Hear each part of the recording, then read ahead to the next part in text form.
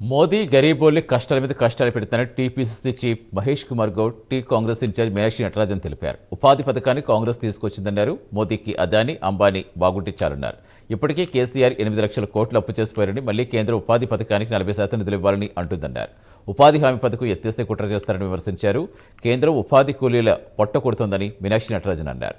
గతంలో గ్రామాల్లో ఉపాధి హామీ పథకం కింద ఏ పని చేయాలని నిర్ణయించేవారని, కానీ ఇప్పుడు కేంద్రమే మీరేం చేయాలని నిర్ణయిస్తుందని తెలిపారు. ఈ దేశం సౌభాగ్యంగా ఉండడం అనుకుంటున్నాం. మోడీ, అమిత్ షాకి మన గోడు పడతలేదు. పనికి ఆహార పథకంతో 3 పూటల గరీబోలు తింటారా బాధ లేదు, ఆయనకి ధ్యాస లేదు. అదానీ, అంబానీ లాంటి పెద్దలు మాత్రం గోల్డ్ అన్నం తినాలని కళ్ళు అంటుండు. దానికోసమే పనికి ఆహార పథకాన్ని తీసేసే ప్రయత్నం చేస్తున్నాడు. ఎట్లా చేస్తున్నాడు? ముఖముద్దట చేస్తలేడు, రియాక్షన్ వస్తుందని గాంధీ మహాత్ముడు పేరు తీసేసి నిధుల కోత పెట్టిండు. ఇలా తెలంగాణ ప్రభుత్వం 40% భరించాలంటుండు.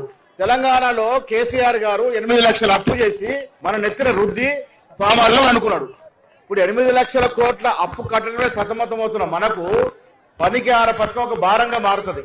కేంద్ర ప్రభుత్వమే మొత్తం నిధులు ఇవ్వాల్సినటువంటి పనికిహార పథకం మీద రాష్ట్ర వాటా 40% పెట్టడం అంటే మెల్లమెల్లగా ఈ పనికిహార పథకాన్ని ఎత్తేసే ప్రయత్నం, దీన్ని మొత్తంగా ఎత్తేయాలని ప్రయత్నం చేస్తున్నాడు. మోడీ ఏ రకంగా బీద ప్రజానికానికి మోసం చేస్తుండో చెప్పాల్సిందిగా సోనియా గాంధీ గారు, ఖర్గే గారు, రాహుల్ గాంధీ గారు చెప్తే మీనాక్షి